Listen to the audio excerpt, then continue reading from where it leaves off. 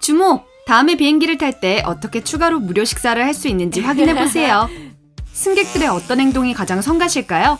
제가 무슨 말을 하는 거냐고요? 승무원의 비밀과 악몽을 마침내 밝혀보려고 합니다. 승무원이 뒤에서 여러분을 뭐라고 부를지 알고 싶다면 영상을 끝까지 시청하세요. 자, 시작하죠. 탑승 중에 승객을 평가합니다. 비행기에 탈 때 약간 불쾌한 행동을 한다면 승무원은 여러분을 잠재적 문제의 승객으로 낙인 찍을 수도 있습니다. 이 선별을 통해 어떤 비행이 될지를 예측할 수 있죠. 그리고 승무원 중 한 명은 승객 수를 셉니다. 미소 짓는 비행기 승무원들 중 한 명이 손을 뒤로 하고 승객을 맞이하는 것을 본 적이 있나요? 승무원이 엔진 오일을 교환하고 비행기에 기름을 넣었기 때문이 아닙니다. 승무원이 탑승한 승객의 수를 세기 위해 특별한 카운터를 들고 있기 때문이에요. 일부 승객들은 비행기에서 구명조끼를 꺼내 가져갑니다. 그러니 이륙하기 전에 구명조끼가 좌석 아래에 있는지 확인하세요. 만약 없다면 아마도 손버릇이 나쁜 이전 승객이 기념품으로 가져갔을 거예요. 승무원들에게 바로 알려주세요. 전자제품을 끄라는 건 승무원들의 농담이 아닙니다. 비행 모드가 아닌 핸드폰 한 대가 비행기를 망가뜨리거나 하지는 않습니다. 하지만 모두가 명령을 무시한다면 항공교통관제소와 조종실 사이의 통신을 심각하게 방해할 수 있습니다. 이륙하기 전에 화장실을 사용하면 조종사에게 알려집니다. 공항 커피를 열심히 드셨다면 비행기를 타기 전에 화장실에 다녀오세요. 화장실에 승객이 있으면 승무원들은 조종사에게 알려야 할 것이고 그 승객이 나올 때까지 이륙하지 않을 것입니다. 승무원들은 여러분이 그 안에 떨어지게 둘 수 없어요. 승무원은 승객들의 가방을 드는 것을 도울 때 돈을 받지 않습니다. 사실 승무원은 승객을 맞이하고 자리로 안내하거나 비행기가 연착돼서 몇 시간 동안 대기를 할 때 돈을 받지 않습니다. 실제 비행 시간에만 급여를 받습니다. 승무원의 일정은 아주 빡빡해요. 아니요, 기내에서 캠핑을 하거나 매일 새롭고 멋진 장소로 근사하게 여행을 하는 게 아니에요. 주중에는 정해진 근무 시간이 없고 때로 특히 근무 초기에는 대기 상태로 일하기도 합니다. 즉 하루 종일 일할 준비를 하고 만약의 경우 누군가를 대신할 수 있어야 한다는 뜻입니다. 그들은 공항에서부터 90분에서 120분 거리에 있어야 합니다. 승무원 모두가 서로를 아는 것은 아닙니다. 항상 같은 승무원끼리 일하는 경우는 드뭅니다.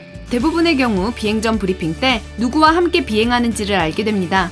그래서 만약 승무원들이 서로를 저기요 라고 부르는 소리를 들으셨다면 이는 그들이 서로의 이름을 모르기 때문일 수 있어요. 아, 그래서 이름표가 있는 거군요. 이륙 후에 통로를 오가는 건 승무원들의 일을 더 힘들게 만듭니다.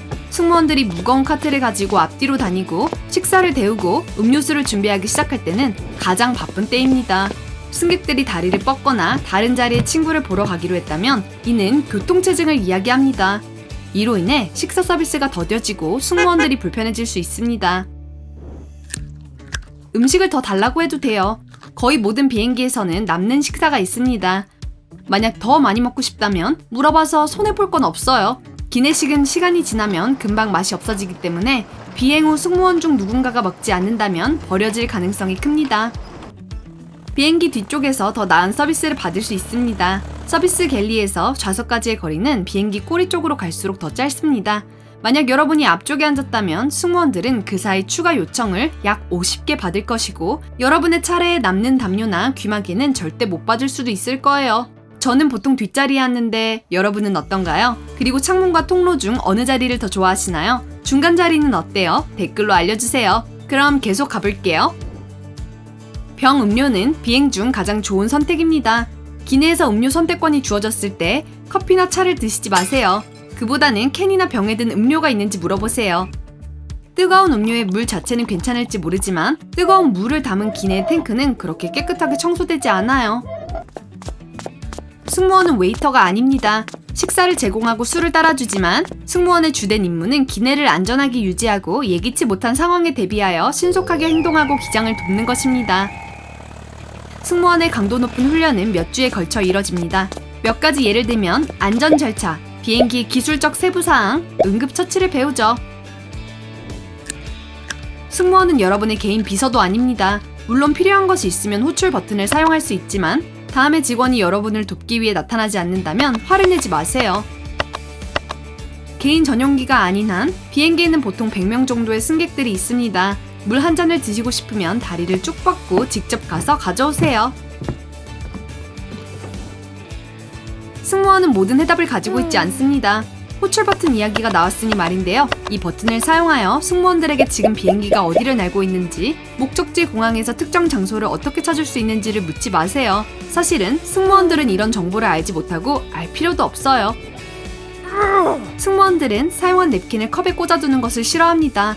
승무원들은 공간을 절약하기 위해 컵을 쌓아둡니다. 그래서 냅킨이 안에 있다면 승무원은 냅킨을 꺼내서 따로 버려야 하는데 그러면 시간을 낭비하게 되죠. 화장실 문은 밖에서 열 수 있습니다. 아이가 안에 갇혀있는 경우라면 화장실 표지판을 들어 올리고 손잡이를 잠금 해체 위치로 밀어넣기만 하면 됩니다. 하지만 응급 상황에만 사용하세요. 기내는 세상에서 가장 깨끗한 곳이 아닙니다. 화장실이 완벽한 무균실이 아니라는 건 아실 거예요. 하지만 카펫 역시 세균이 없는 것은 아니니 신발을 벗고 돌아다니지 마세요. 하지만 먹는 것을 올려놓는 곳이 가장 더럽습니다. 대개 걸레 하나로 비행기의 테이블을 재빨리 훔치는 게 전부죠. 그리고 사람들이 발을 올릴 때도 있고요. 기내에서 여러분이 에어로졸을 사용하는지 승무원들은 알고 있습니다. 여행용 헤어스프레이나 탈취제를 기내용 가방에 몰래 넣었다면 화장실에서 사용하지 마세요. 알람이 울릴 거예요. 승무원 휴게실이 있습니다. 큰 비행기에는 승무원들이 장거리 비행에서 쉴 수 있는 숨겨진 작은 방이 하나 있습니다. 공간이 작아서 기어 들어가야 하긴 하지만 휴식을 취하기엔 적당합니다. 승무원은 가림막을 들어달라고 부탁합니다. 비상 탈출용 가림막이 올라가야 승무원들이 문을 열기 전에 바깥이 안전한지를 볼 수 있습니다. 그들은 원한다면 비행을 더 재미있게 만들 수 있습니다. 매일 같은 일과를 반복하는 것은 지루할 수 있습니다. 비행 전 안전 시연 중 승무원이 창의력을 발휘해서는 안 된다는 규칙은 없기 때문에 때때로 승무원들이 스탠드업 코미디를 선보이거나 춤을 추는 것을 볼 수 있습니다. 승무원들은 자기들만의 비밀 용어를 가지고 있습니다. 영어로 팩스는 승객의 줄임말입니다. UM은 특별한 관심과 보살핌이 필요한 보호자, 미동반 미성년자 승객입니다. 스피너는 할당된 자리가 없는데 막판에 도착하여 빈자리를 찾고 있는 승객입니다. 러너는 공항을 재빨리 달려 통과해 환승 비행기에 탑승하는 사람들입니다. 조지는 유명한 자동 조종 장치의 이름입니다. 블루 주스는 비행기 화장실에서 사용되는 액체이며 화장실 자체는 블루룸이라고 합니다. 승무원들이 이륙, 착륙, 난기류 중에 사용하는 특별한 접이식 좌석은 점프시트라고 부릅니다. 그리고 마지막으로 만약 여러분이 9km 상공에서 잘못된 행동을 해서 승무원이 여러분의 다리를 뻗을 수 있도록 밖에서 도와주겠다고 한다면 그 말은 믿지 마세요. 아, 농담입니다. 여러분이 오늘 새로운 뭔가를 배우셨다면 영상에 좋아요를 눌러주시고 친구들에게 공유해주세요. 여기 다른 영상들을 준비했어요. 왼쪽, 오른쪽 중 하나를 선택해 클릭을 하신 후에 삶의 밝은 면과 함께 하세요.